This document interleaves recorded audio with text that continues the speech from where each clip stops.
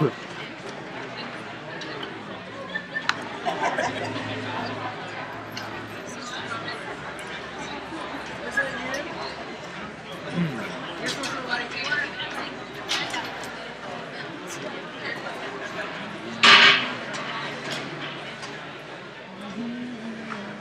we can go live, what, 5 minutes before 7? Just to let people join in, and so they can get the link. That sounds like a good idea. And we should also, I don't know where the Go Live link is going to be, but we're supposed to have it on Facebook as well. Yeah, well, we can't get that until... Yeah, until it goes live, until it goes public. Put that on. Do we have access to Facebook from here? I don't think we have access. Alright. Do you know of specific songs we're doing which are copyrighted? Because we can't stream copyrighted songs. We're not doing any copyright. Okay. For sure. Anything can be streamed. Oh, good. Very good. You know what? I just made that up. I have no idea what song Eleanor's dancing to. Okay. She Can we hasn't ask told her? me yet. Can we ask her? If it's a song from the CD that we're selling, we're not allowed to stream that. We're not? No. Why not? Because it has. I own it. I give you the rights. Okay. I'm dead serious. All right. We might have to have you sign something legitly. Then yeah. We'll write it. Okay. Write something and have me sign it. Well, really, we're not going to be in trouble unless they press charges. Also true, but we need. What is it? 2100 does need your written consent for that. Not necessarily, because worst case we scenario, won't they deal with get that. funds. That We're not won't be making till any tomorrow money anyway. on this. Oh, true. Okay. So even Sounds if it's good. copyrighted, We'll deal with that we're not tomorrow. going to have issues unless the company presses charges on us. Yeah. Yeah. So, and she's not going to press charges. Yeah. So But the company, you got to be careful with those things. Yeah, but I mean, if it's copyrighted, the only thing that'll happen is we won't get ad revenue from it. Yeah.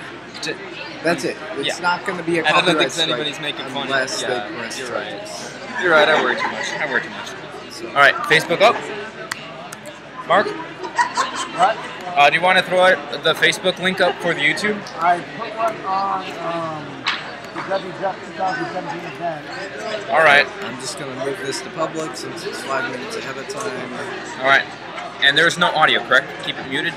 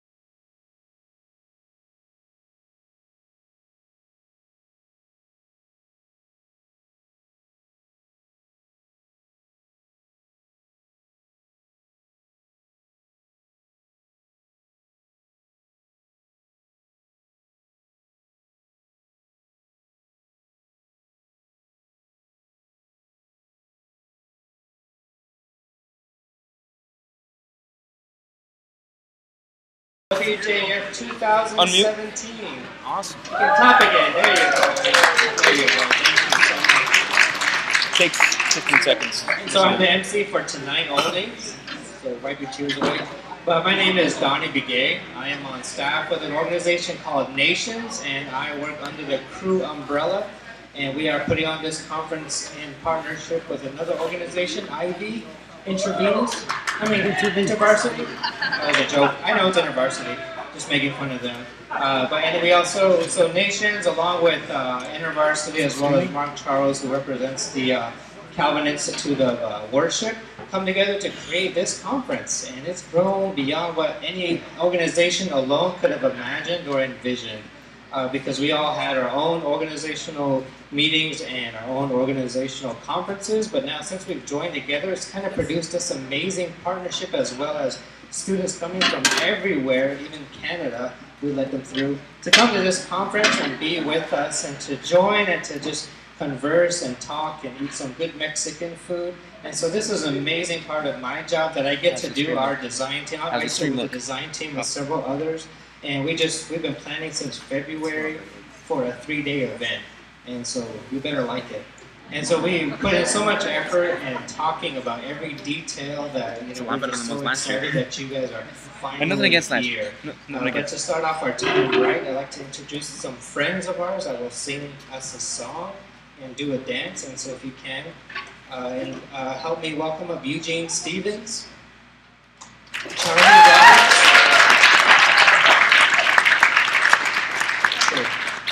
Right. So we have Eugene Stevens, Charlie Roberts, Katie Daniels, Frankie Pavilla, and Trisha Ivanoff.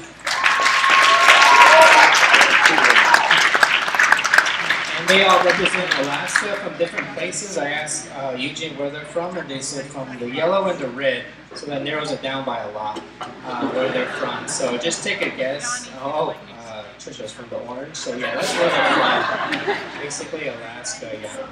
So I heard this is Donnie's like 50th time emceeing this, and so I'm gonna forgive him for neglecting to say Covenant Youth of Alaska as a partner. So, but it's okay. It's his 50th time, so that's okay. We forgive him. I'm really sorry. If you're part of Covenant Youth of Alaska, raise your hands. We'll recognize you by face now instead. So thank you for another partnership.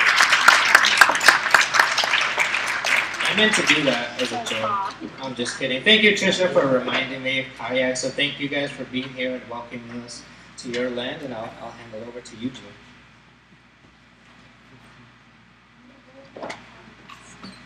Alright, the song we're gonna sing, drum, and dance to is called Damba Hana Hunkin. That translates to the blessing song or the purification song.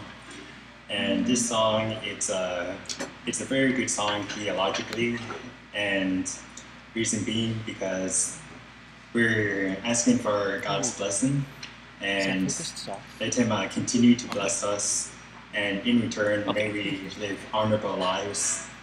And you can tell my friend Charlie Roberts here, he's sitting down, and since he's a man, he has to dance masculine, and the women behind him, since they're beautiful and feminine, they got to dance gracefully. So yeah, and I'm gonna be singing and drumming for you guys, and cool thing about the dance motions, they go along with the lyrics. So even if you don't understand what I'm saying fully, you can somewhat interpret the song by what the motions are conveying. So enjoy.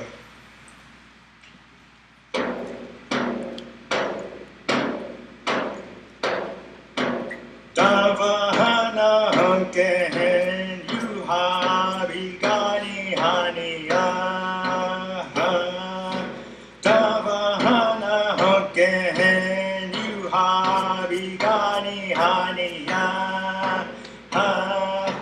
Yuha La Hunken Bigani Hania Davahana Alakha Yuha Bigania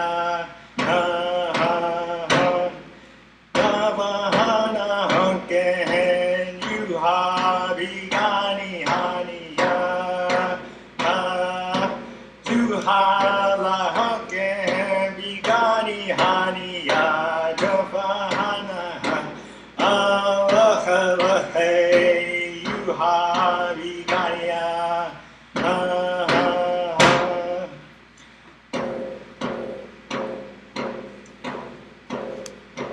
ini hina hama dama na hina hama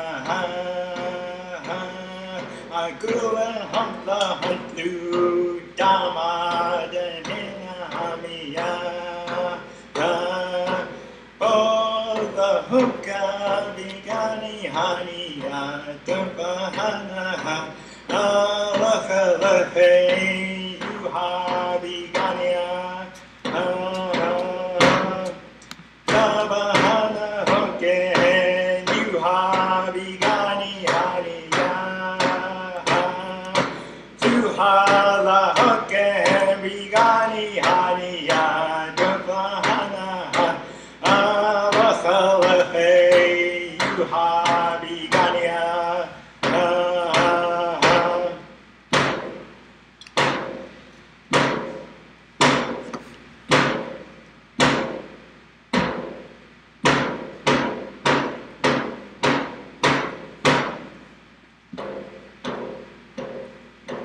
Davahana hoken you ha bigani haniya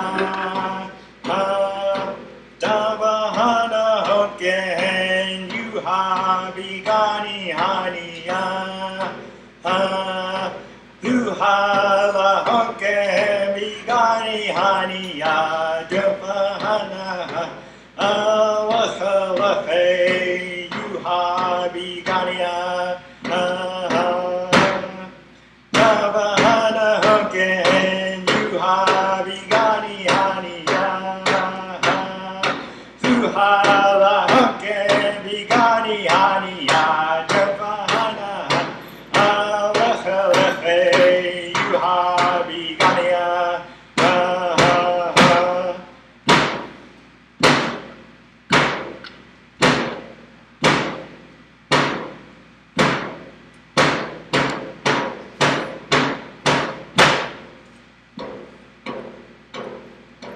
ini hine hama dama na hina hami agula hamla hantlu dama na hina hami Allah hookah de kini haniya jupahana Allah hey you ha bigania Davahana hoken you ha bigani haniya Zuhala hoken bigani haniya Jupahana Allah hey you ha bigania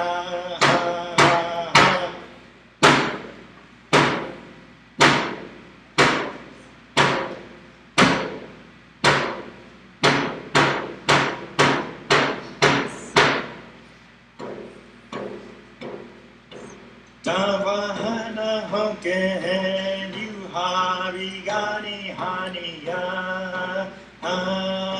Davahana hoken you ha bigani haniya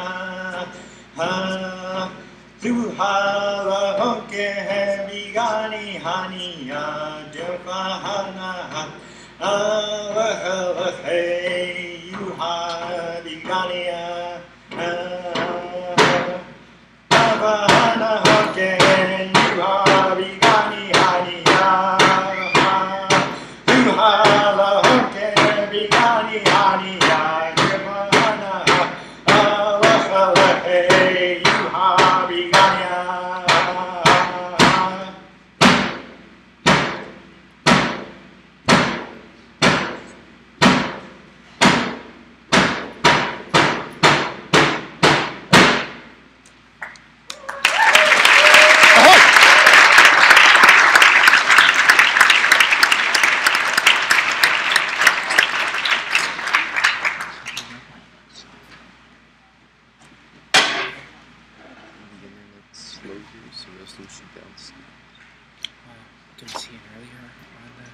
Thank you. Let's give them another round of applause. How many girls do you have?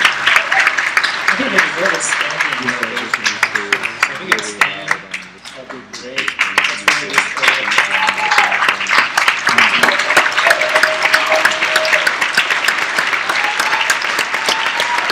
Thank you. It's actually more for your benefit to let the food settle, feel more awake. And I know a lot of you travel far, a long ways away, so that's more for your benefit actually. Since I accidentally looked up kayak, let's hear more about kayak from one of its members. Good evening. So a lot of us that you saw up here were with Covenant Youth of Alaska. Some of the students also go to university as well. But Covenant Youth of Alaska is a nonprofit organization. It's closely partnered with the Covenant Church, which means that a lot of the ministries that we do is with the Covenant Church. And so we're a youth and young adult ministry organization. So we work with kids from 3rd grade all the way up until young adults, so college age students. So we have a camp that we run in the summer, and that's out in western Alaska, in Unalakleet, where I'm from, which is in the orange somewhere. And we also do youth groups, and we also have a college ministry called Ariga, and that's the ministry that I do up in Fairbanks. And Ariga is a Inupiaq word. It means so good or so sweet, very good or sweet. And so we like to say that we have sweet fellowship with one another and sweet fellowship with God. And so that's just a little bit about kayak. Kayak is actually celebrating this year its 25th year of doing ministry among rural kids in Alaska. And I've known this organization ever since I was a little kid, ever since I went to Bible camp. I did an internship with them, which they do offer in the summer times, and then now I work for them.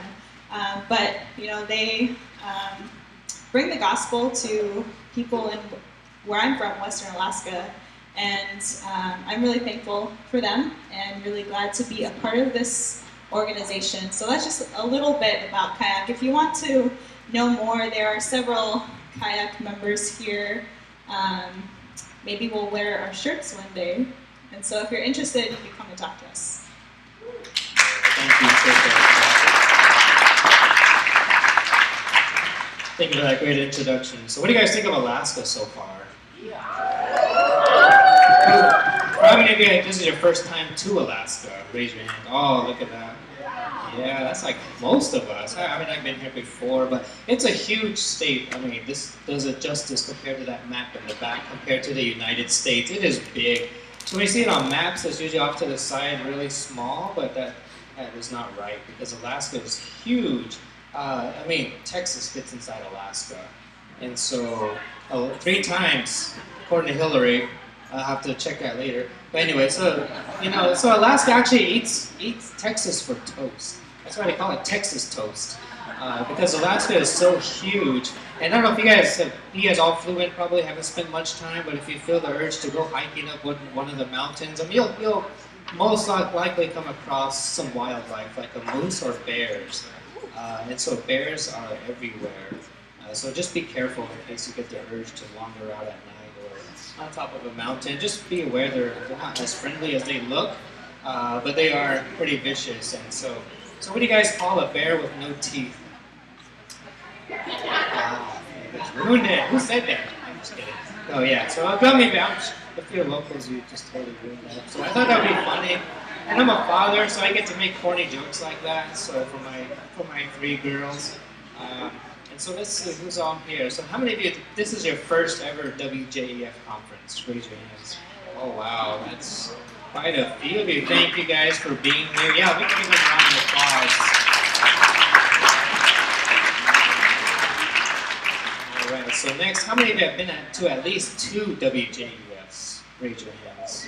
Okay, quite a few, a little bit more. So lastly, who's been to if you've been to every WJEF, stand up. Every WJEF. All right, UP, all right. Let's give them a big round of applause. Thank you guys for being faithful to this conference. Thank you for joining us. The first time we did this was out in Winter Rock, Arizona, where I'm from on the Navajo Reservation. After that, we went to Yakima, Washington. And then we went up further north to northern Minnesota near Duluth on the Fond du Lac Reservation. And yeah, there we go. And then last year we were in Haskell Indian Nations University in Lawrence, Kansas. And so thank you guys who have gone to every WJEF. Thank you for trusting us and liking us and giving us your money. We've spent it well to come here to Alaska. So if you're a local Alaskan, just raise your hands. Who's here from Alaska? All right. Thank you for making the long journey to Anchorage. I'm sure the people from North Carolina envy you. They were up since 2 a.m.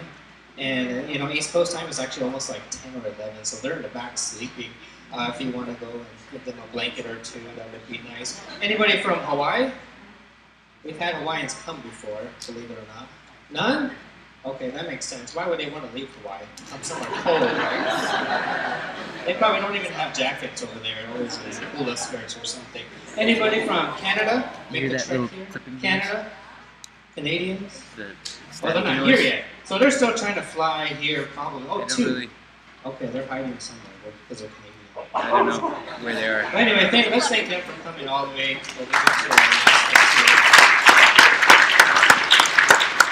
All right, and where are my lower 48 people at? Right here. Yeah, there we go. So they call us, well actually we call ourselves a lower 48, but during one of our calls, someone called us lesser 48. And she will remain nameless, but her name rhymes with Pisha. Just in case you know. And so for me, Alaska has become a very special place. As I said, I've been here before. With Nations, we have brought a group of college students for something called Summer Opportunities. It's kind of like a mission project where we fly into Juneau, Alaska, and then we take a ferry boat about 8 hours south to a place called Cake, Alaska. Has anybody heard of Cake, Alaska? A few people, yeah. So it's a small Tlingit community of about 300 to 800 people, give or take. And so we always go thinking we're going to go and bless this community. Like we're coming as lower 48ers with our long hair, I don't know what we have. But we try to bring it saying we're going to bless this community. But every time we go, we're just blessed beyond measure by them. They're just a very hospitable community. And they bless our socks off when we have frostbite because of how much they bless us and they take care of us. They've taught us so much over the years. I'm just glad to be a part of that community. And actually Sylvia, I don't know if she's willing to be called that. So Sylvia is actually our leader. She's an indigenous leader for our project there. So she actually leads the summer project herself as a local. So yeah, you can give her a hand. So yeah, so there, I mean, I'm from, you know, for me, when I go fishing down south, it's usually at a lake, you know, you tie your, just put some bait on the hook and cast it out and fall asleep for a couple of hours. But here in Alaska, I mean, it's fishing that ruins it for you because, you go trolling for king salmon, they're like literally huge, and you go out deep sea fishing and sometimes you don't know what's going to come up. Mostly we fish for halibut or one time pull up a green snapper. So it totally ruins fishing for you all the time. And they even teach us, even the locals have taught us how to snag. It's called snagging. Static in the air. Not what you think it is, okay? So context is everything. So can someone explain snagging that's from Alaska? Somebody want to? Anybody too embarrassed to? Yeah, see, they're making the motion over there. So it's actually different, yeah. Actually, set your hook and pull. So yeah, so get your lines out of the gutter. So snagging in Alaska is something totally different. So one of the few words I've actually learned in Tlingit, Sylvia's Tlingit, as well as most of the community there. There's actually like 2 Navajos there.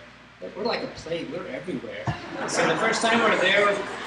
So the community is really small in Cake. There's like one road that loops around, and we're just walking. The first time we're there, me and my wife, and then just this red car just pulls up, and this lady sticks her head out, and she's like, "Are you those Navajos that came up from the south?" And we're like, "Yeah." And she's like, "I'm Navajo too." I'm like, "Man, we're everywhere." So it's just funny to see Navajos everywhere, even in Cake, Alaska. It's crazy. But the Tlingit word I've actually learned and remembered is bunach cheese. Can you guys say it? Bunach cheese. No, not government cheese. I said bunach cheese. Let's try it again. Bunach cheese. Bunach cheese. Am I saying it right, Sylvia? Bunach cheese. Kind of has a bunach cheese. Yeah, it's kind of manly voice. Kind of has a manly voice. But in Tlingit, that actually means go back where you came from, hipster. Very progressive language, so let's give it up for the Tlingit language. Yeah.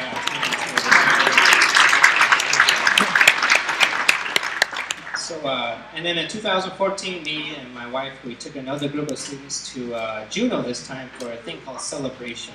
If you've ever heard of it, it's a biannual conference that celebrates the cultures of the Tlingit, Haida, and Tsimshian. Am I saying that right?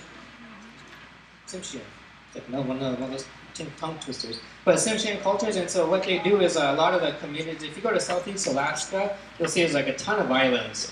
And they all live in different parts of the island. So Juneau is somewhere over there in the green. But they would actually these communities would jump into their traditional canoes and paddle all the way to Juneau. Cape is about 87 nautical miles from Juneau. So they actually would travel by canoe through the different islands in the Inside Passage. And once they get to Juneau, they don't just park their boat. Is that how you say park or beach? Port? I don't live near water, so I don't know what to call it. But anyway, so they all come in, and there's this wonderful ceremony that happens where the boats that actually come in, they kind of park a little ways outside of shore. And then they come, and they don't just come onto the land. But it's just beautiful ceremony of them just recognizing, honoring the people of the land. So instead of just kind of coming up into their land and stepping foot, they actually ask for permission to come onto the land. And it's just been this, the best image of protocol I can think of just how they come in, not trying to, just come in on their own authority or out of their freedom, but they recognize and honor the people. And then the people on shore, I'm not sure what happens, we're standing far away, but they would actually invite them in, and then they would kind of park their boats, and people would reunite as families, and it was just this beautiful ceremony. Then afterwards they go and eat food. And so as we come here to Alaska, let's not forget to thank our hosts and our friends here in Alaska that have welcomed us. And for me, we usually give gifts down south, and so there's actually a time set aside for that tomorrow night. And so don't forget, if you're here to kind of the favorite part of the conference is being able to share gifts, share songs, share stories, share jokes or anything. And so there's time and the space set aside for that. And so tomorrow we're meeting at a different place, a little bit further from here, but if you have something to share and you need to take your request, please do that in the morning. We don't want to miss out on singing your song or your dance, or if you have your gifts, make sure you have it on you. But just as we think about coming into this space, let's just think to recognize the people who have stewarded this land since the beginning, who have taken care of the moose, the bears, and all the I can't even count how much wildlife is out there looking at us right now. Wishing they could come in and eat our Mexican food. But yeah, so thank you guys for being here. This is amazing. We really enjoyed this conference, and I'm just lucky to be a part of it. So right now, I think we're gonna invite up Megan Prishke of IV. Just kidding. We're gonna invite up Eleanor, and she is our first speaker. So please help me welcome up Eleanor.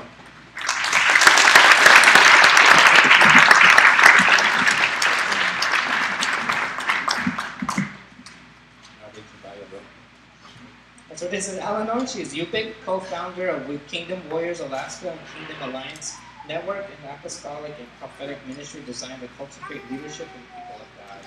She travels throughout Alaska, the U.S., internationally, preaching and teaching. She's also a Yupik dancer who has recaptured the indigenous flavor of Alaska Native expression of worshiping Jesus.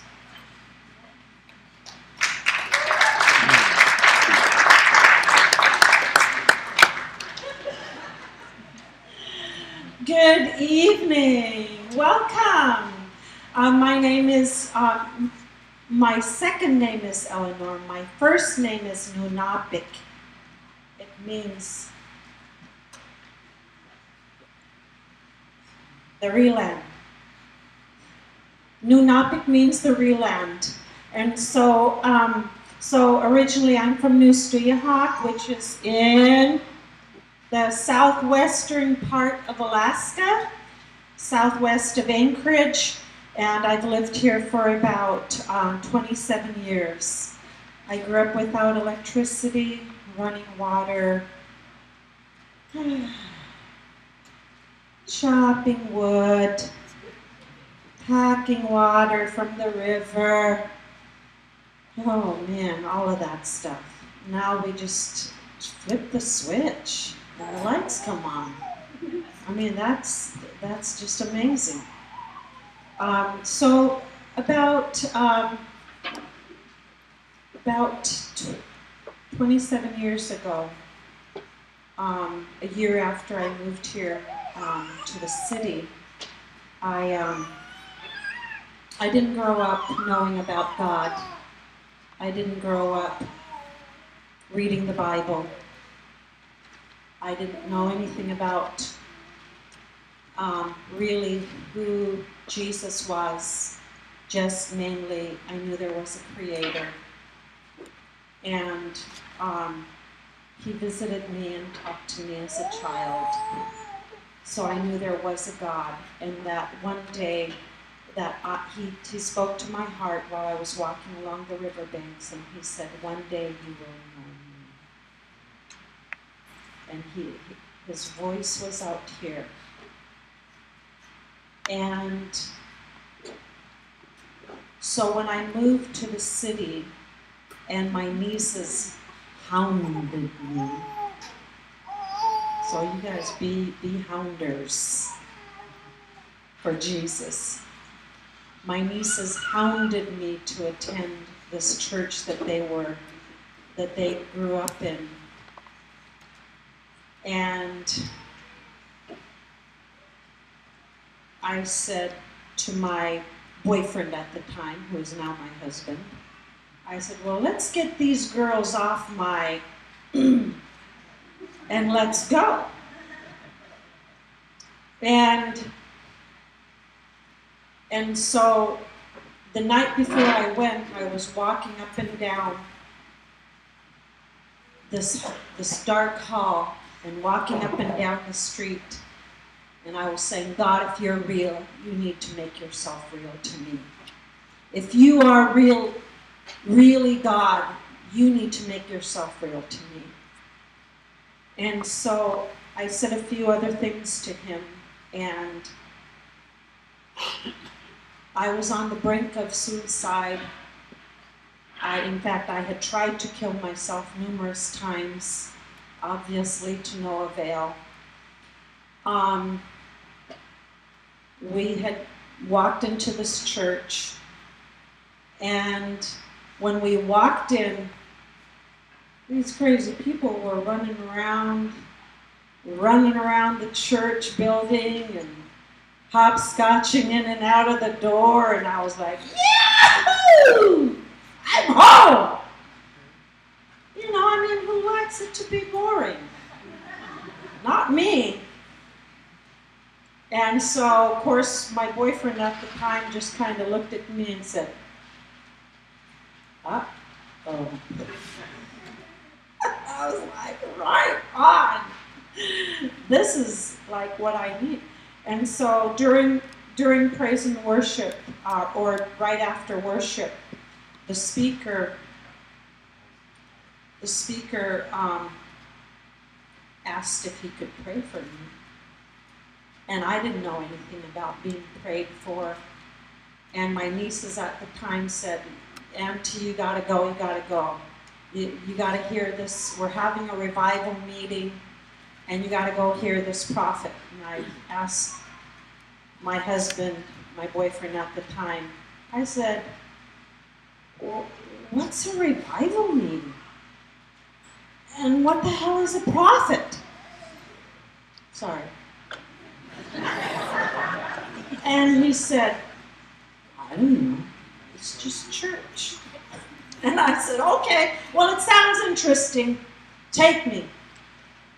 And so, right during worship, this guy pulled me up. Oh, see, I don't like following rules. Anyway, okay, stay right there. So, this guy pulled me up and he said, can I pray for you? And I said, sure. Yeah. And he started talking to me, about things that I had been saying and things that I had been wrestling with, and the very thing that I had just said to God. And immediately I just fell down on the floor. And I didn't even know what that was. And so, as great as an experience as that was, we were there in that church for about 11 years, and we gave our hearts, we gave our lives, and I was sold. I mean, I accepted the Lord, and I got filled with His Spirit in bed supernaturally. God started giving me pictures and dreams and visions like movie clips. And it didn't scare me that I went to this church, because I grew up with our elders talking about things to come. And you guys know what I'm talking about. I grew up hearing about my elders talking about the black water coming out of the waters. They were talking about oil. They were talking about this air that was filled with power that would come through the land and the ground. They were talking about gas. And they were talking about many things, and about the weather changing and a lot of different things. And so I grew up hearing about dreams and visions from our elders. And it was, you know, they just didn't say, "Thus saith the Lord." You know. But they saw things to come, and it was natural for me. And so when I went to this crazy church, and they were telling me about things that they saw in me, I thought, well, right on. You know, but the thing that I wasn't used to was falling down, you know, and speaking this other language. But it was just God, and so we totally immersed ourselves in it. And I have a point here. So we totally immersed ourselves in this place. And it was Bible-based, and the gifts of the Spirit were moving. And the next thing we knew, I was taught that everything about my culture was wrong and demonic, and that none of this is what I should wear. None of this is what I should have. None of my arts and crafts is what belonged in my house. And being young, I thought, okay, what they must be saying must be God's gospel truth. So I got rid of thousands of dollars worth of all of my artifacts. Every stitch of every native garment, every basket, every ivory piece, everything that represented me being native, I got rid of all of that. Thousands of dollars worth, because I thought it was God. And I thought everything about our culture must be wrong and evil, even though in here I was never ashamed to be native. But I thought to follow God, I had to totally get rid of everything that represented being native. And so after a period of time, as I was weeping and wailing, when that church fell apart, somebody say praise God. Sorry, but some things just need to fall apart.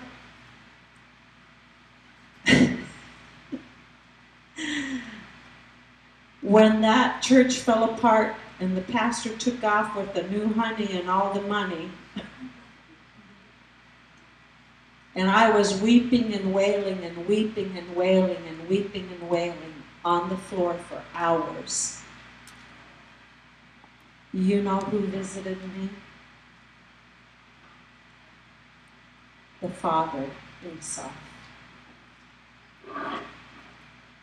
And he said to me, who told you that that which I have created is wrong and demonic and evil? He said, do you know that I have created every nation, tribe, and tongue on the face of this earth to glorify me in their dance and in their worship? He said, you will rise up and you will worship me the way I created you to worship me. And I will take you all across this land of Alaska, and I will take you to the nation and the nations of the earth to glorify me in the way I created you to be. And I will do many different things. You will dance and you will speak and you will preach and you will prophesy for me. And I will give you movements from heaven. And in my mind, I was having this conversation with him for hours. And I said, how am I going to dance for you? I don't have a headdress. I don't have any muklaks. And I just begin to talk just back and forth. I don't have my dress. I don't have my dance bands. I don't have music. How do I dance for you? He said, I will give you the music. You will not only dance to native music, you'll dance to black music, you'll dance to Spanish music, you'll dance to white music, you'll dance to any kind of music that I say. For this will be a kingdom dance. And so from that time on, I got my identity. And this is your time to get your identity and to grab it and to wear it well. No longer will another man take your identity from you. God has given you your identity. He's given it to you. And no man or religion can take that from you. So you wear it, and you wear it well. And don't let go of it. So tonight, I want to honor my brother, Guy Peters, Nunchit, Guy, and Doug Yates. Namchluchik, please stand. I didn't know Guy was going to be here. I didn't know Doug was going to be here. They are my brothers. I honor them. And as I was getting ready to come and dance, I had a different song in mind, but God said, no, dance to Guy's song. Woo-hoo! So we want to honor Guy Peters tonight and Doug Yates. They are forerunners in our state. God is using them, and God is going to use you guys too. And is right now. So let him be creative. Step out of the box. Take a risk. Okay, I don't know if my time is up or what, but anyway, we want to dance, and you know what? Just stand up while I'm dancing and just let the Creator move through you. Okay? So Guyana Guy, Guyana Doug. It's not set to auto, so it shouldn't. If it's not set to auto, it shouldn't. And even maybe zoom out if everything. I think it will. Windstorm goes into Yahweh, or I wish you could do it live, Guy.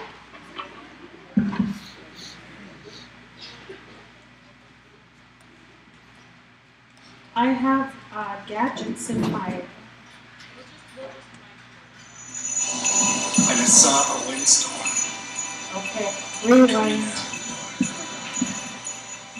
No, I have gadgets. We want to make sure they hear. Hold on. Hold on. We want to do this well.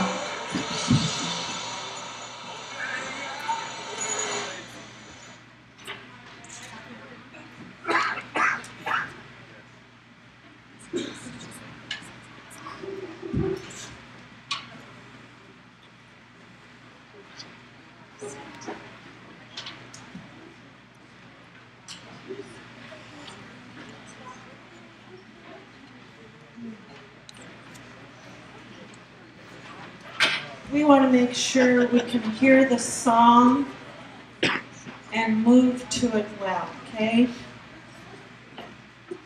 Hopefully we can get this. Never mind, just little technical difficulties. So welcome you guys. Where are you all from? New Mexico. Montana. Washington. South Dakota. Arizona. Okay, here we go. I looked, and I saw a windstorm coming out.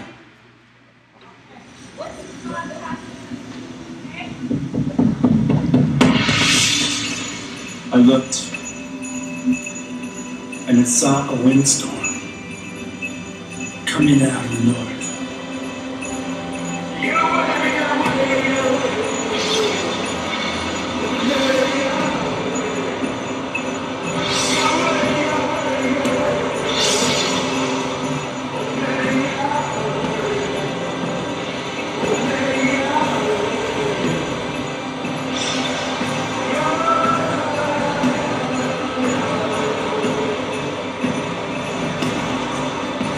An immense cloud with flashing lightning, surrounded by brilliant light.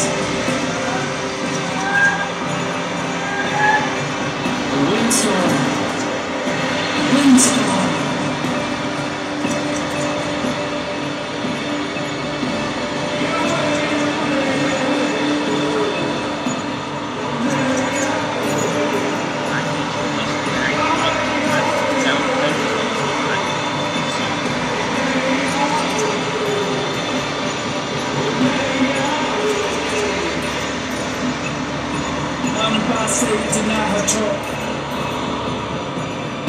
Come Messiah,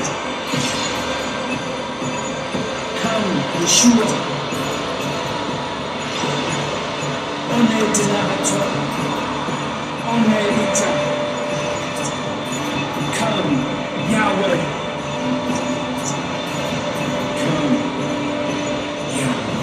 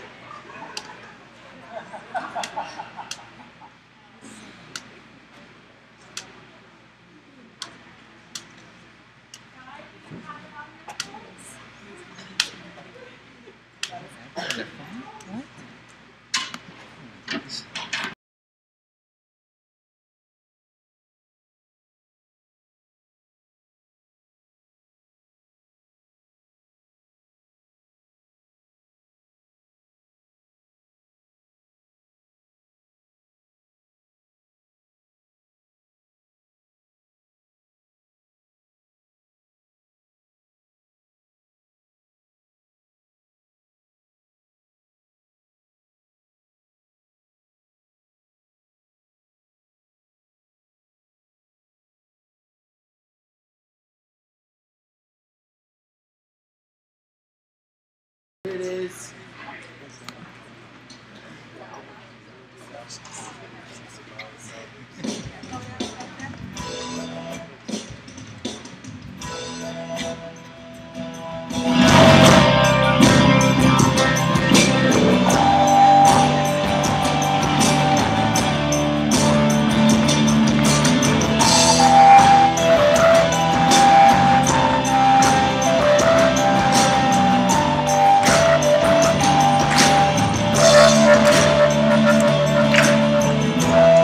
See the fire in the sky, the remnant tribe rise. No more than lights above, a banner of his love. Yahweh, Yahweh, Yahweh, we're calling heaven down. Yahweh, Yahweh, Yahweh, we're calling heaven down. We're calling heaven down. We're calling heaven down. We're calling heaven down. Calling heaven down.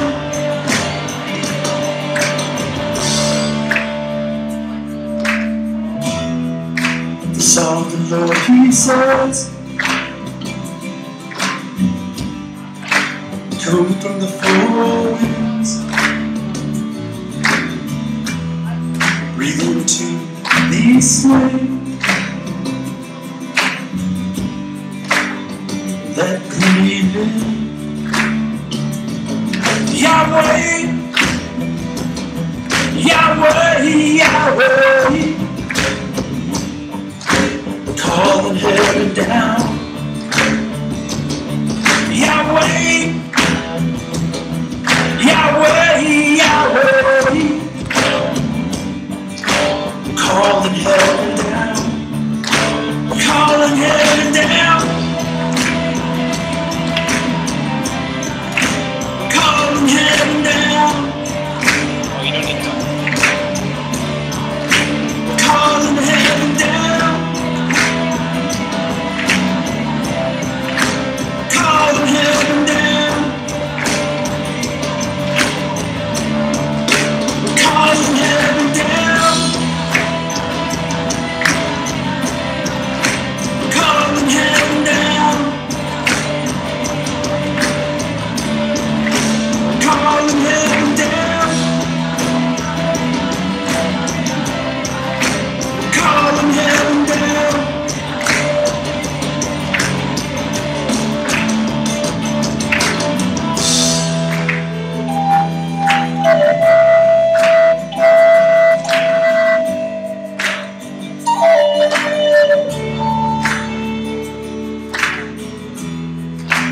Father, who art in heaven,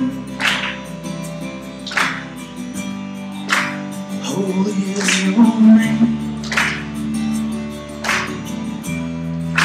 Your kingdom come, your will be done.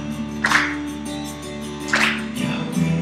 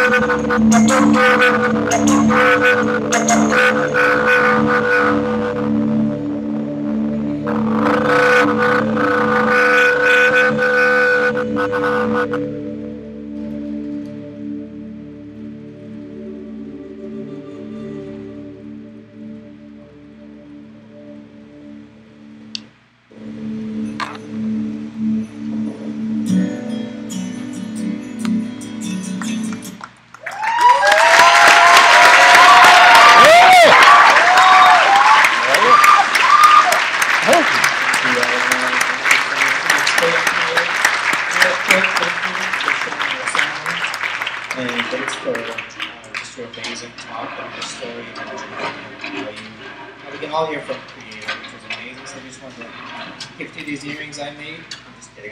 I'm not this talented, but these are some earrings we're going to gift to you. So thank you so much for sharing your story. I think Hillary has something too.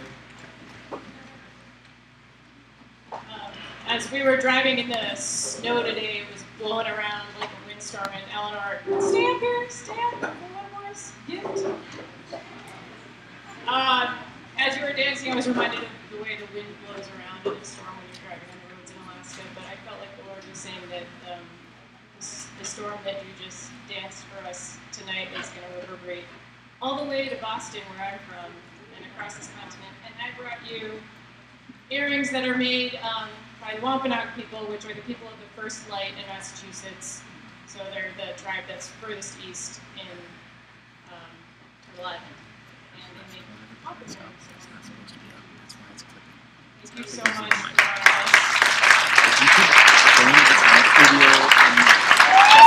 Thank you very much. And I have to wake up at 4 a.m. or a little bit sooner. I'm going up north, so I'm sorry, but I'm going to have to leave. So thank you. Let's thank Eleanor one more time.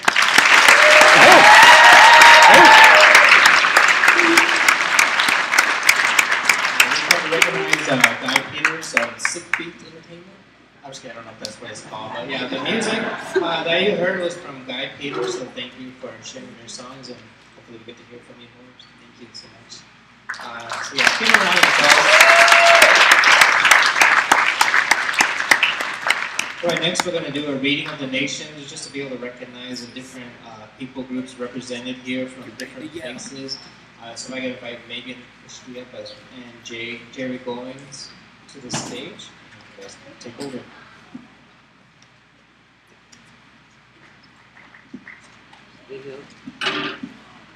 Kwayo Mataru, Megan Krishki, Jitsa, Wanda Aja Atitan. Hello, my name is Megan Krishki, and I am a member of the Wyandotte tribe of Oklahoma, or as we call ourselves, Wendat. So it is an annual tradition that we do a reading of the tribal names. And we are just so thrilled. And we have almost 200 people coming from the lower 48, 50 plus from Alaska, 50 to 80, I don't know the exact numbers. And this is a massive gathering. And over 50 tribes are represented here tonight. So all of us who have been working on this are just thrilled beyond belief. And I hope you will stretch out of your comfort zone and meet some people you don't already know and hear their stories. And speaking of stories, right, each of these tribes represents thousands of stories, a myriad of stories, and ancestors and journeys. Right, we've all been on personal journeys, and our families have been on journeys. And some of us grew up in our tribal communities, and we had elders who took us under their wings and taught us songs and taught us our language and our culture. And some of us grew up far away from our tribal communities, and we're just learning. We're just beginning to figure out what it means to be Native. And we have people who grew up in communities that had a lot of trauma, and we have people who grew up in really healthy, vibrant homes. And these are all the stories we bring, right? And sometimes it's all those things together, right? Like, your family was awesome, your community was a mess. You had some people who would teach you your culture, and then some people who refused to ever speak their language again because of what they'd experienced in boarding school, right? Like, it is a big, messy story. But we're all here together. And so as we read this list of tribes, I want you to hold those stories, both the ones you know and the ones you don't know, in your heart. And to remember that each one of us is coming from a different place to be part of this story this weekend. So make a place for Let me know when you'd like me to do that. Here to flourish and thrive. And then this is my newish friend, Jay Goins. He hails from Hartford, Connecticut, no, New Haven. And he is a teacher. So I also have kids on my mother's side, so maybe some of your like long lost cousins. Yeah. Can you see the family resemblance? I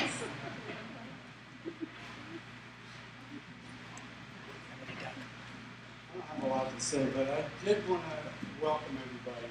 I'm so glad that you're all here. And I just think the only thing that I really wanted to communicate is that I have a lot of strong hope for our people. And the strongest hope and the most encouraging thing that I have to hope for about our race is all of you. You are such an encouragement. And so I see the future in every one of these chairs out here. So thanks for being here. And certainly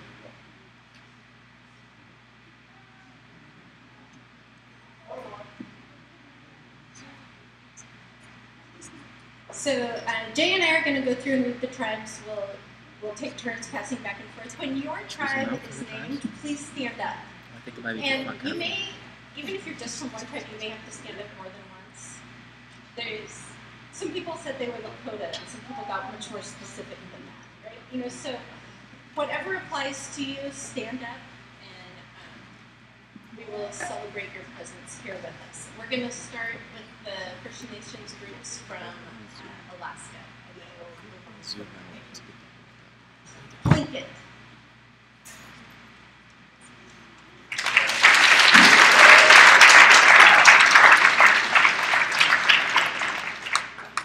at the basket.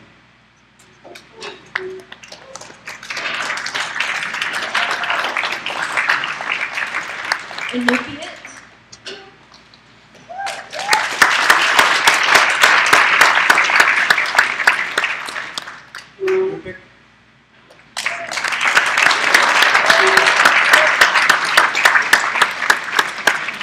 Denina.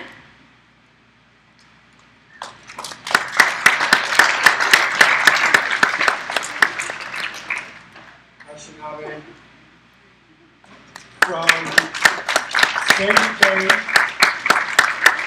Minnesota, Chippewa, White Oak Band, Turtle Mountain, Chippewa,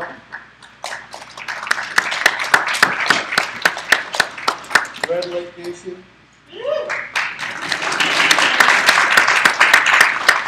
Lac Flambeau, Lake Superior, Boys Fort Bend, and Chippewa Creek.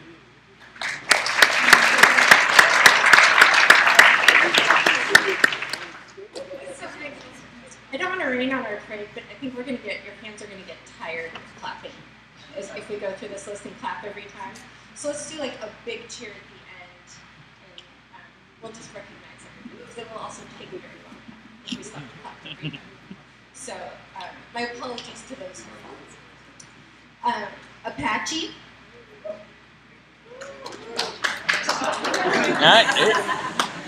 You did quick. Blackfeet. Cherokee.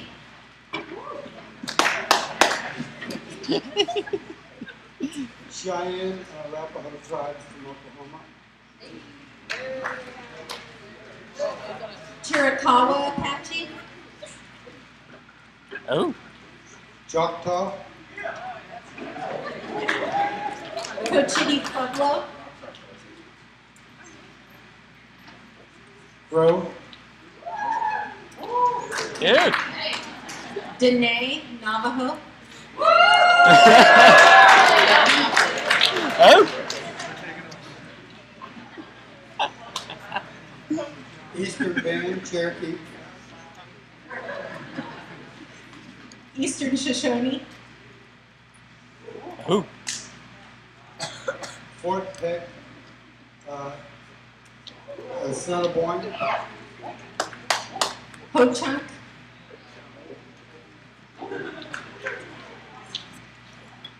Hoop Valley. Hopi.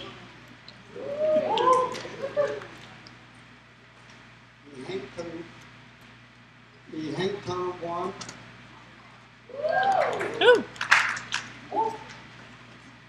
Dakota.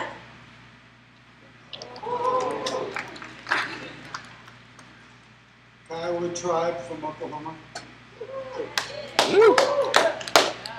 Lakota. Lower Bull. Lumbee.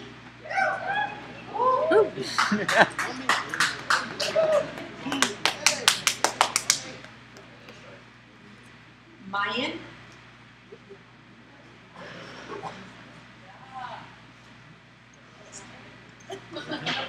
Midewa Katong.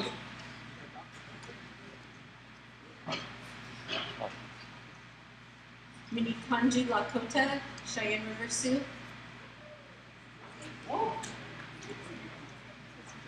Mississippi Band, Choctaw. Northern Cheyenne.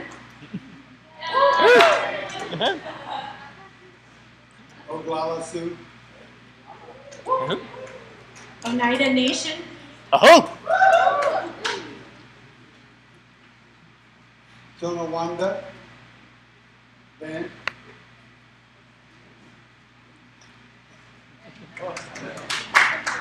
Peepash. Pueblo of Ocoma. Pueblo of Laguna. Pueblo of Demas. Salish. Sami. San Carlos Apache. Muskogee Creek. Sitangu Oyate Lakota. Rosebud Sioux. Sisatan Wapatan. Oyate. Standing Rock Sioux.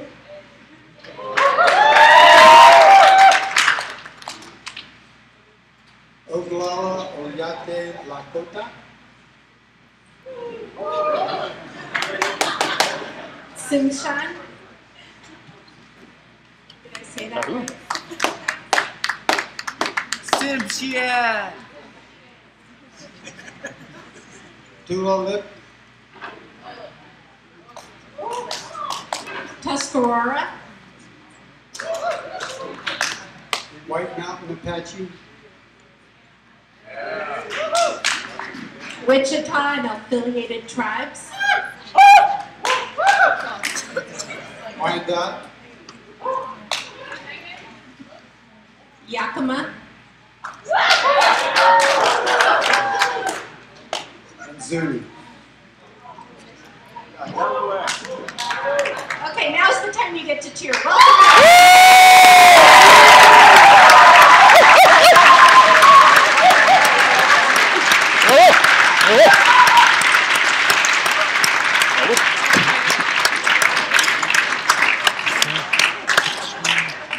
We're not in charge of slides here.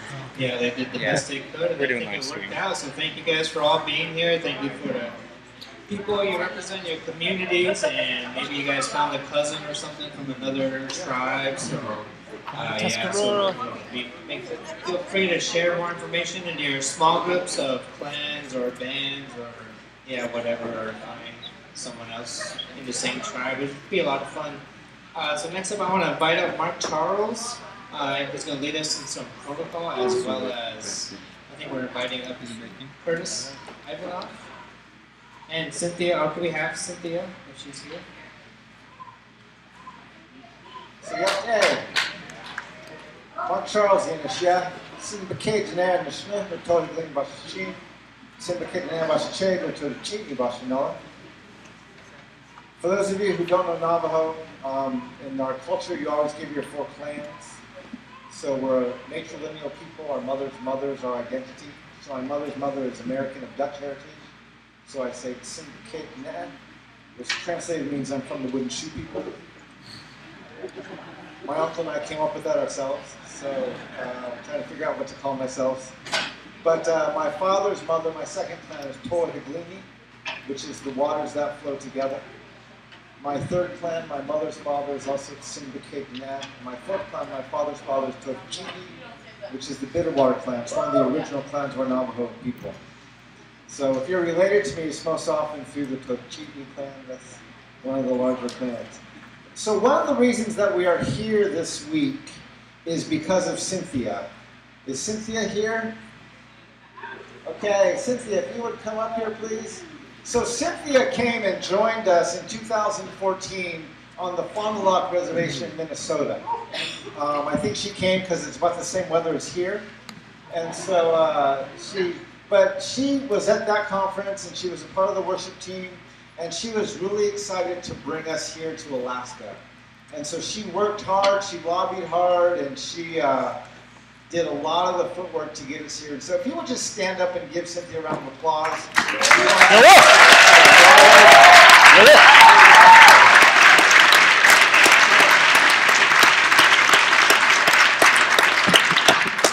One of the things that we take a lot of pride in at WJEF Fry Bread is that we don't just come into a land and do our conferences at home, but we come at the invitation of people, and we come and we do protocol, and we respect the people of the land. And so Cynthia is the one who opened the doors in a lot of ways for us to be here. We are very, very grateful for that. So thank you so much, Cynthia.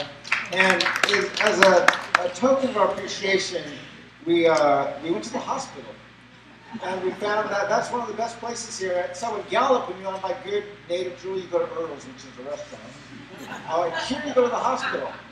So we found some very good gloves that were on sale there, and we found these for you. And we thought, well, someone said we had to give something warm and fuzzy. And so these are warm and fuzzy, and so thank you very much for everything you've done, and may these keep your hands blessed and warm throughout a long winter. So once again, a round of applause for Cynthia.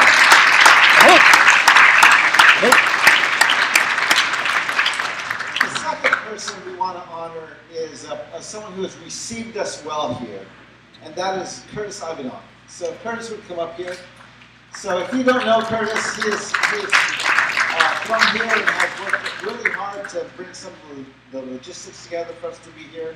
And he actually said he wanted some bluebird flour.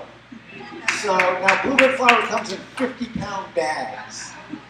So I don't think we have that big of a bag. In fact, we'll be able to a 3-pound bag, Donnie, a 5-pound bag. So, but that's, Donnie had a hard time giving up his bluebird flour, so it's still in his hotel room. So we'll give that to Curtis tomorrow. But we want to honor him with a WJEF t-shirt. And then, as for those of you who've heard me do this before, I always bring Starbucks Vias. And these are the gifts that I give. So on our reservation, when I go to visit our elders, I always bring coffee to them. And I found it's a good way not to give them charity, but to respect them. And most of our elders drink coffee. And I found as I travel around the world a lot, and I found coffee is a very good gift. And because I don't like to check bags, so I don't lose a bag, I just have a carry-on. So Starbucks Via is a small packet of coffee. And you may think, well, this isn't a very big gift. Well, I want to tell you, I had the pleasure of meeting the Maori King in New Zealand, and I protocoled him with a bag of Starbucks coffee. So Curtis, this is a gift fit for a king. So I'd like to give you some Christmas blend, since it's already snowing outside, of some Starbucks Via. So thank you very much. And if we can pry it out of Donnie's hand tomorrow, we will get you the bluebird flowers. So thank you so much for receiving us well. You are very good.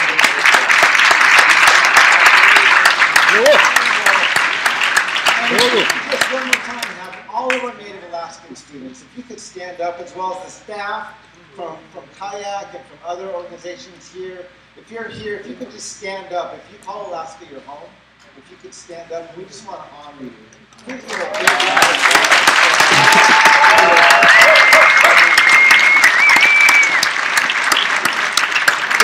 Our conference this year is twice the size of our other conferences. Usually we have about 125 people, and this year we have 250 plus. So this is a really big year for us. We're very excited about that. And so thank all of you for being here, and thank you especially for our Alaskan brothers and sisters and relatives for welcoming us here and hosting us here well.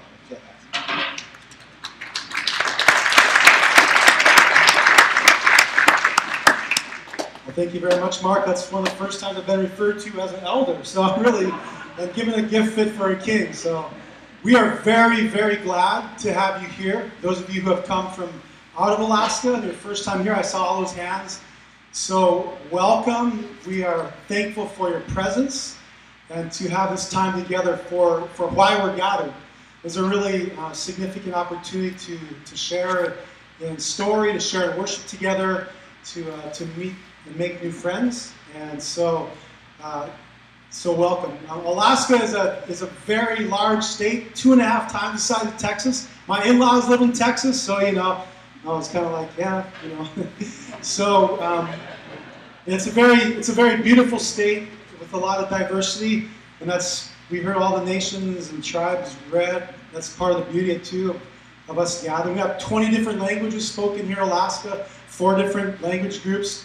I was here one summer with some friends from the lower 48 who were just wanted to learn to come to the Alaska Native Heritage Center and learn about culture up here in Alaska. So we were outside here. There's some traditional dwellings like from long ago, and they said we went to the Athabascan one.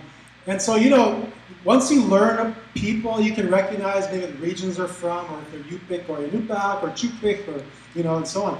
So I'm looking at this guy, listening to him, and thinking, wow, he's very knowledgeable and talking, and I was like, but man, I don't think he's from Alaska. So when he was done, I said, wow, thanks for sharing. That was really interesting. Like, man, where are you from? Donnie Begay, guess where he said? Arizona. I'm Navajo.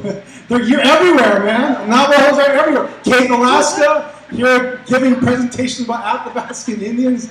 You're everywhere. So you're right, man. So I said, that's what you call outsourcing right there.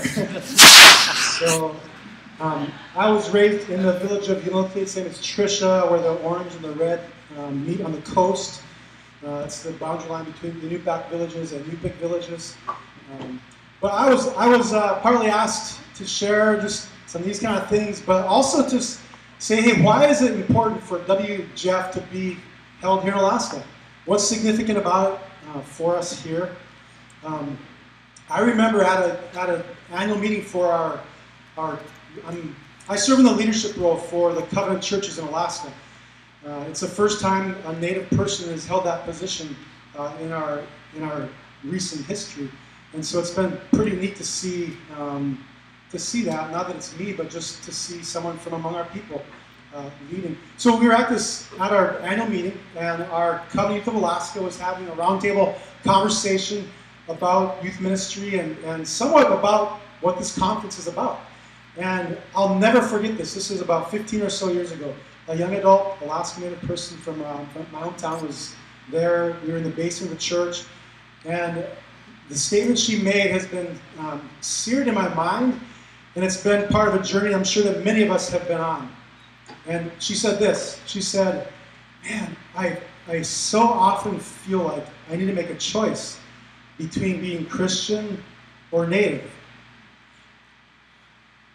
That has stuck with me because, you know, we always have to make a choice to follow Jesus first, right? Clothe ourselves with Christ. But we know and are familiar with a history of assimilation, where, you know, more than a century ago when Protestant mission work was beginning, or was moving across this land, it really was to Christianize was to Americanize. They were just completely syncretized. And so this young lady says, you know, I feel like I have to make a choice. And really what that's getting at is this, I always think of it as this residue that exists from the long history of assimilation, that still lingers, that causes someone to say, I can't be myself.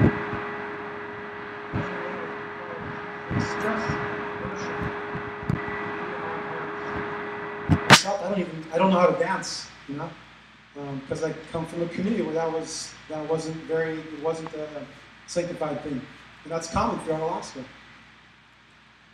But I see God doing and moving in hearts, and it's thrilling to see people like you who want to ask that question and engage in conversation, not just for our ideas, but to seek the Holy Spirit, to seek God's Word in community together.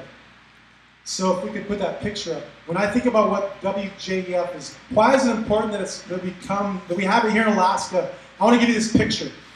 So we have a Covenant Church on Nunivak Island. It's that yellow island right there. It's a small town, about 200 people. Chupik Eskimo people. And there is someone from Nunivak Island here. Yeah, sunny. Yeah. So this is art from her community.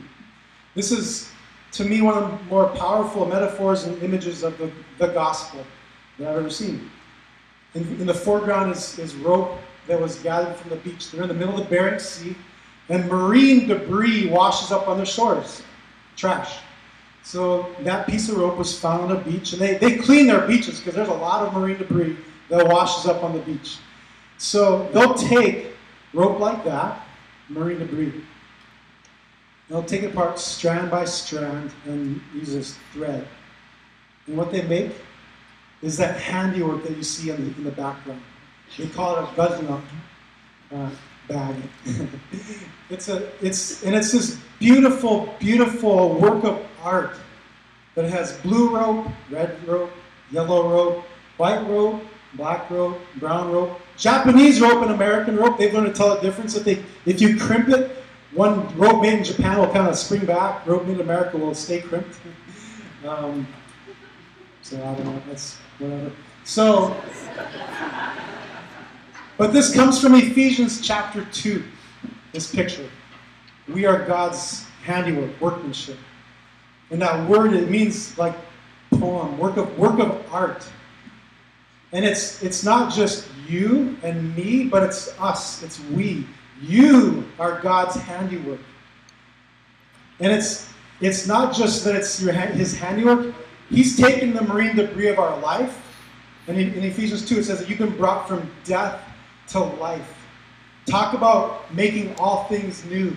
This is an image of the gospel, a picture of what God can do through the gospel of Jesus to reconcile us to him and one to another. And so I'm confident of this truth, that God is at work by his Holy Spirit. We're his handiwork. And so in these next days, I'm confident that because people have prayed and a lot of time and conversation and planning has gone in to seek and ask God's Holy Spirit to do something new, to make all things new. I'm confident that by God's power, There will be new things done. There will be perhaps new visions, new understanding, maybe freedom. Freedom to worship. Maybe, one time I asked this guy, man, how did you get so good at playing the piano? Because he's this excellent worship leader. And I played piano, and he said, man, I never knew how to play the piano growing up, and I really believe God gave me that gift.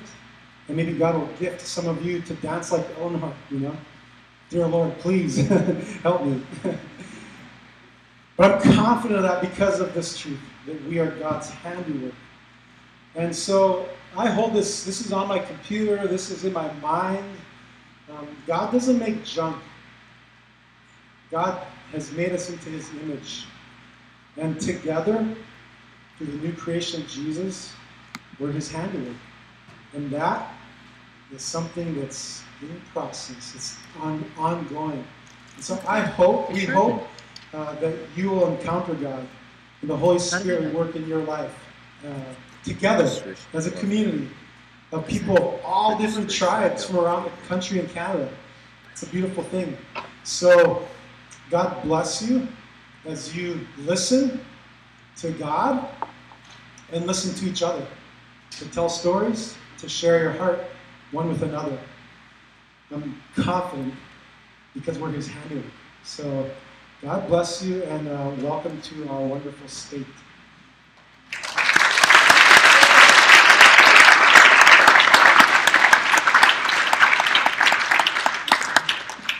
Yeah, thanks, Curtis, for that welcome, and I certainly feel welcome for the Mexican food. I'm good to go. Thanks, Curtis, and for everybody letting us into your space.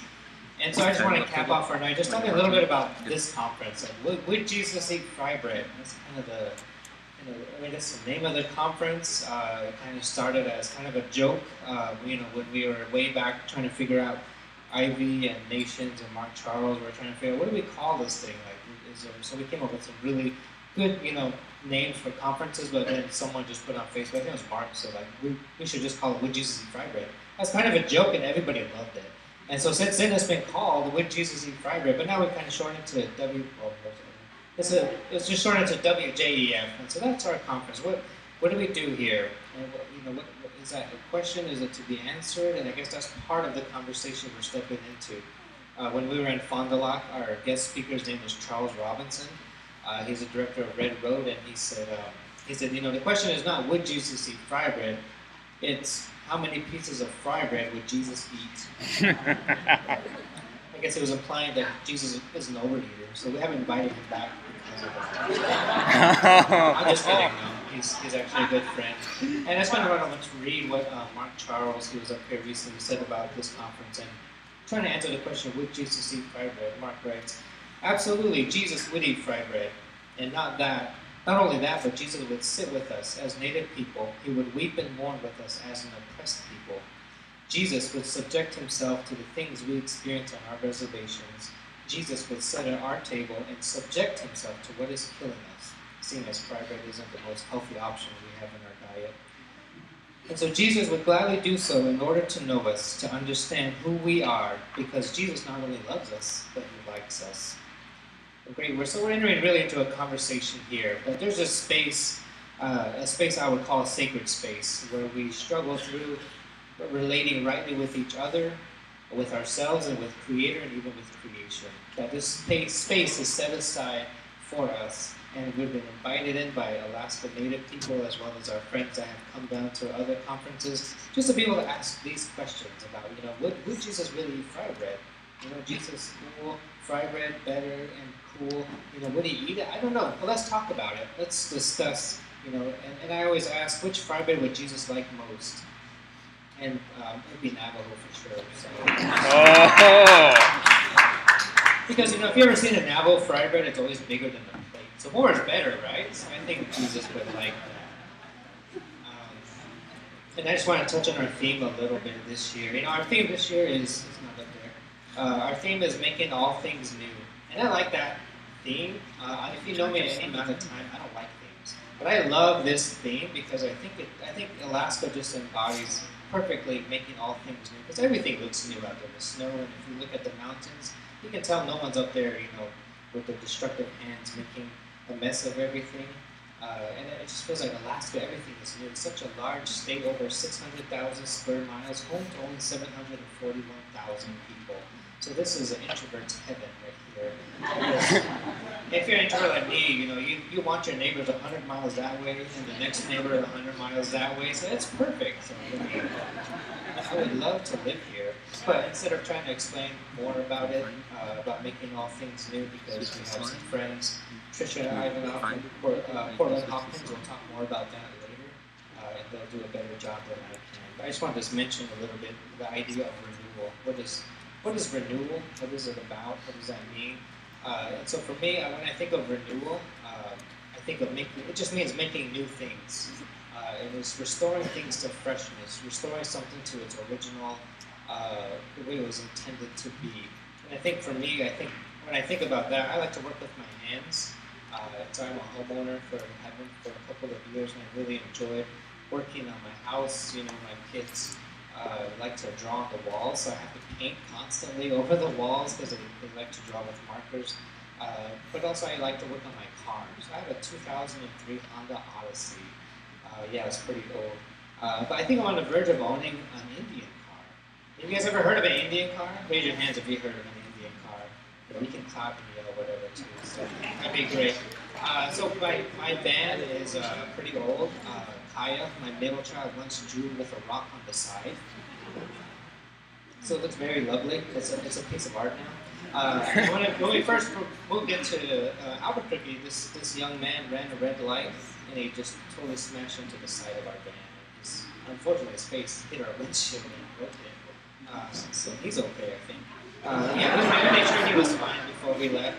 My mom's knocked off the rear view mirror with her truck. The power doors don't always close all the way, and the headlights are about as bright as a dime flashlight. So that's my van. And so it's very close, right? So, I mean, for you guys, what do you guys think makes an authentic Indian car? Drives backwards, popular choice. What did you say? Duct tape on the windows and over the whole car? Yeah, that makes more sense. Twine on the doors to keep it closed or hold it down, keep it in place. Okay, what about this side? What did you say? Oh, a Geo Metro. Brand new Geo Metro is totally an Indian car. So thanks. So yeah, so I think I'm pretty close, right, with my little Indian car. So how many of you guys have heard of the song Indian Car by Keith Secola? So I think a lot of us have, right? Courtney's laughing, so I'm guessing he knows the lyrics too. If you want to sing it, you can come on up. But if not, then that's all right. But I heard in an interview recently with Keith Secola that he actually Indian cars wasn't a popular, cool thing. It was actually a negative thing. How non-natives would talk about Indian people and how their cars were beat up and run down. Didn't run well, and Keith Secola actually heard people talking about Indian people in a bathroom somewhere. He wanted to take that negative, seemingly negative thing and turn it into a positive. And so he did that by writing the song Indian Cars. And now it's something we all are proud of. I think a lot of us aspire to have an Indian car. But to have an Indian car, it's difficult because you got to fix up your old car. You got to buy more twine, more duct tape. All this takes a lot of time and energy. And so I spent a ton of time under the hood of my van just trying to fix it. I even tried to change the power steering hose once, and I forgot to take off the sensor. For those of you who really work on cars, you know what that means. So not only did I have to buy a new hose, I had to buy a new sensor, and those aren't cheap. But I think by spending all that quality time with my van, it's virtually made it family. It's part of our family now. So people might make fun of it, but I love that old van. I use it every morning to take my kids to school. It's funny when you open the door, it just kind of opens to this tune that's a really loud, high-pitched noise. And so my daughters have named our car Squeaky. But if I'm willing to invest that much time and energy into an old car, just imagine how much more a creator would invest into us as his people. And so some of us might feel like an old Indian car with our fenders hanging down a little bit. We need duct tape to hold it up. a little bit. Some of us have, old headlights, your glasses, every year you need a new prescription. But some of you just are older like me, so your shock absorbers are getting old, your knees. So after a game of basketball, it's more pain than I think I like to admit. Some of us have bigger tailgates. I'm just kidding. But it really doesn't matter because Creator is in the business of making things new. And that's why I like this theme so much. And so, so Creator was the first one to restore all things. He made this world and He made everything. He's the Creator. He's actively engaged in it. He even sent His own Son down to work on Indian cars. So Creator makes all things new. And it begins first in our minds. And that's what I love about this conference, because we get to think like an Indian. You get to put on your thick native lenses and just see the world and others and creation through it. So you get to think like all the nations that were just read. It's like if you're Navajo, Tlingit, Apache, First Nation, Last Nation, whatever nation you are, we get to think like ourselves. And so part of this conference is we try our best to invite elders also from different nations. And so I just encourage you guys to spend time with them. There's obviously an age gap, there's probably a culture gap, and they don't speak the same language we do. They probably don't know what a GIF is. But just be patient with them, and I just ask all of you guys to just be around these people. We invite them for a reason, to just be around them, just to soak up their wisdom, soak up their stories. And so, and we've invited quite a few, and I just want to recognize them right now. So if you're an elder and I read your name, if you could stand so you can take note of who they are and what they look like, just to be able to grab a meal with them before the conference is over. And even to the elders, if you guys wouldn't mind, meeting the young people halfway. They do speak a different language, they come from a different time.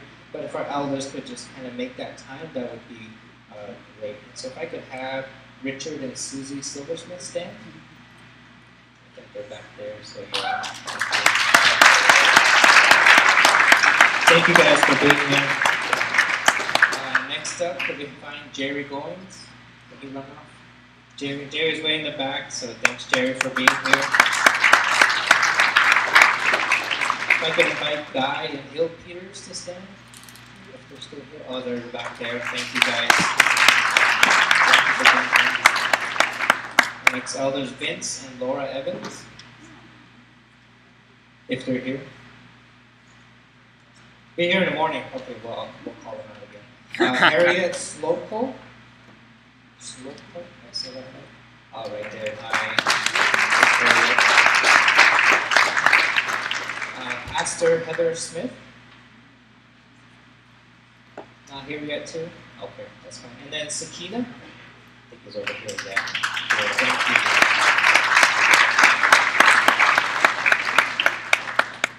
So thank you guys for being here and just for blessing us with your presence. Thank you so much for the stories you'll share and the meals you'll share with us also. And so making all things new, I just like this theme because it's just a work of Creator. And He started this work through His Son, who would most definitely, absolutely, without a doubt, eat fried bread. So thank you for coming and for joining us this weekend. Looking forward to more conversations and just more fun times together and eating food. And so I'd just like to end our time with prayer. So Creator, we ask you to bless this space we are in now. May you set it apart for conversations to happen, for relating rightly, and for making new friends. Creator, bless our hosts who have graciously received us with joy and thanksgiving and maybe even a little anxiety. Creator, help us to, as guests, honor, thank, and recognize the host people and their land. Creator, we are thankful that you make all things new. Help us during our time to seek first renewal for ourselves, but also for our families and our home communities. We pray this in every sign of prayer in our hearts, in the name of the one who would gladly sit down and eat fried bread with us, the Creator who saves. In Jesus' name, amen. All right, thank you guys. So before you guys get all loud and crazy, I have a few announcements, and I'll read through them quickly. And then after this, we have small groups, so feel free to, and I'll say a little bit more about that.